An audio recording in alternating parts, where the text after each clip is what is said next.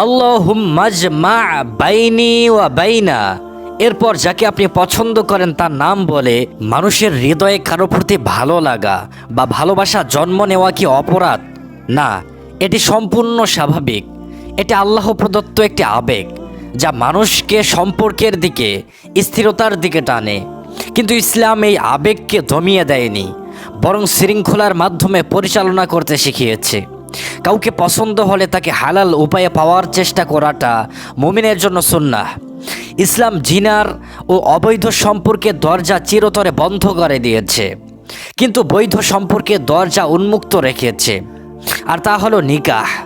আজকের এই ভিডিওতে আমরা জানব কিভাবে কুরআন হাদিসের আলোয় পছন্দের মানুষকে হালালভাবে পাওয়ার দোয়া, ইসলামী করণীয়, এবং যদি না পাওয়া যায় তখন কি করণীয়। ইসলাম বলে ভালোবাসা গোপনে করে লালন করা বা অবৈধ পথে এগিয়ে যাওয়া মনকে অশান্তিতে ফেলে, কিন্তু হালাল পথে পরিণত হলে সেই ভালোবাসা বরকত ও শান্তির উৎস হয়ে ওঠে। রাসূল সাল্লাল্লাহু আলাইহি সাল্লাম বলেছেন, বিবাহ ঈমানের অর্ধেক, কেননা একটি দায়িত্বশীল সম্পর্ক মানুষকে আল্লাহর সন্তুষ্টির পথে নিয়ে যায়, চরিত্র গড়ে তোলে, সমাজে শান্তি ফিরিয়ে আনে। তাই ইসলাম শেখায় আবেগকে নিয়ন্ত্রণে রাখুন, নিয়তকে পরিষ্কার রাখুন এবং সম্পর্ককে করুন এক প্ল্যাটফর্মে নিয়ে যান যেখানে আল্লাহর সন্তুষ্টি, পারিবারিক সম্মান এবং সামাজিক দায়বদ্ধতা সব কিছুই বজায় থাকে। হালাল পথে এগোনো মানেই আল্লাহর উপর ভরসা রাখা। পছন্দের মানুষকে হালালভাবে পাওয়ার জন্য কুরআনে একটি অত্যন্ত শক্তিশালী দোয়া আছে। এটি হযরত মুসা আলাইহিস সালামের দোয়া। যখন তিনি একা, ক্ষুধার্ত, বিদেশে আশ্রয়হীন অবস্থায় ছিলেন, তখন তিনি বলেছিলেন, রব্বি ইন্নী লিমা আনজালতা ইলাইয়া মিন খাইরিন ফাকির। অর্থ, হে আমার প্রভু, আপনি আমার প্রতি যেই কল্যাণ অবতীর্ণ করবেন আমি তার মুখাপেক্ষী। দেখুন, মুসা আলাইহিস সালাম নির্দিষ্ট কাউকে চাননি, তিনি আল্লাহর কল্যাণ চেয়েছিলেন। আর আল্লাহ তাকে শুধু খাবার বা আশ্রয় দেননি, বরং একজন সৎ সহধর্মিণীও দান করেছিলেন। তাই যখনই আপনার হৃদয়ে হালাল সম্পর্কের আকাঙ্ক্ষা জাগবে, এই দোয়াটি নামাজের পর, বিশেষ করে তাহাজ্জুদ বা ইশার পর নিয়মিত পড়ুন। আল্লাহর উপর পূর্ণ ভরসা রাখুন, ইনশাআল্লাহ তিনি হালাল রাস্তায় আপনার ভালোবাসা বাস্তবায়নের পথ খুলে দিবেন। আরেকটি দোয়া আছে যা বিশেষভাবে হালাল মিলনের জন্য পড়া হয়। দোয়াটি হলো আল্লাহুম্মা জমা বাইনি ওয়া বাইনা, এরপর যাকে আপনি পছন্দ করেন তার নাম বলে ফি খৈর, এটা পাঠ করবেন। অর্থ, হে আল্লাহ, আমার ও অমুক ব্যক্তির মধ্যে কল্যাণের মাধ্যমে মিলন ঘটিয়ে দিন।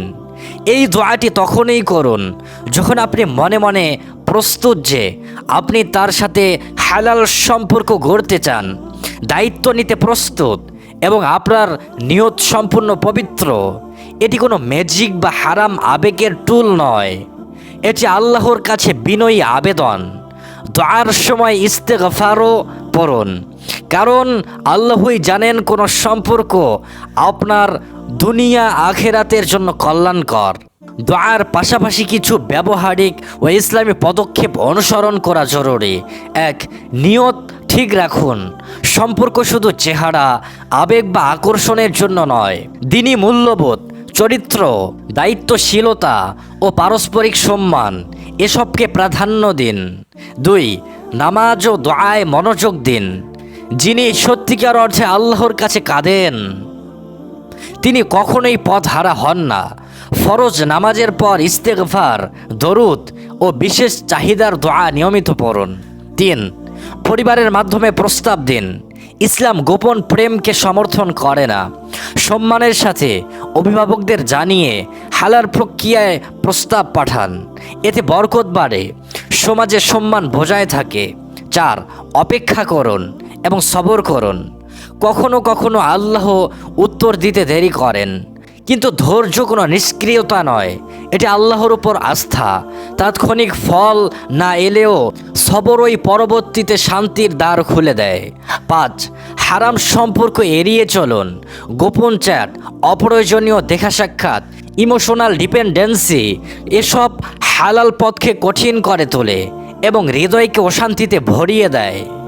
পবিত্রতা বজায় থাকুক। আল্লাহ সব জানেন। আমরা জানি না আপনি যদি হালাল পথে চেষ্টা করেন, দোয়া করেন, কিন্তু তারপরও সেই মানুষকে না পান, তাহলে মনে রাখুন আল্লাহ কোনো না কোনো কারণে তাকে আপনার ভাগ্য থেকে সরিয়ে রেখেছেন। হয়তো তার মধ্যে এমন কিছু ছিল যা ভবিষ্যতে আপনার ঈমান, মানসিক শান্তি বা পরিবারের জন্য কষ্টের কারণ হতো। আল্লাহ তাআলা বলেন, হতে পারে তোমরা কোনো জিনিসকে অপছন্দ করো অথচ তা তোমাদের জন্য কল্যাণকর। সূরা বাকারা আয়াত 216। এই অবস্থায় করণীয় 3টি। আল্লাহর উপর পূর্ণ ভরসা রাখুন। আত্মসম্মান বজায় রেখে নিজের জীবনে এগিয়ে যান। বিশ্বাস রাখুন আল্লাহ যা নির্ধারণ করেন তাই সর্বোত্তম। ভালোবাসা কোনো মালিকানা নয়, এটি একটি পরীক্ষা এবং আমানত। মনে রাখবেন, ভালোবাসা গোপনে নয় বরং পবিত্র হওয়া উচিত। কাউকে পছন্দ হলে আল্লাহর কাছে দোয়া করুন। হারাম পথে পা বাড়াবেন না। যে সম্পর্ক দোয়া, ইজ্জত ও হালাল প্রক্রিয়ার মাধ্যমে শুরু হয় তাতেই বরকত থাকে। আপনার চাওয়া যদি হালাল হয় আর আপনি যদি ধৈর্য ধারণ করেন, তবে আল্লাহ তা আপনাকে হয়তো দুনিয়াতেই দেবেন, আর যদি না দেন তবে পরকালে তার চেয়েও উত্তম প্রতিদান দেবেন। আল্লাহ আমাদের সবাইকে হালাল পথে প্রকৃত ভালোবাসা দান করুন, সম্পর্কে বরকত দিন এবং ঈমান ইজ্জত বজায় রাখার তৌফিক দান করুন। আল্লাহুম্মা আমিন।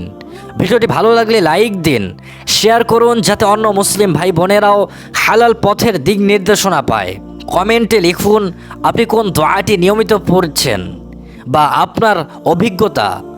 সাবস্ক্রাইব করুন, বেল আইকনটি প্রেস করুন।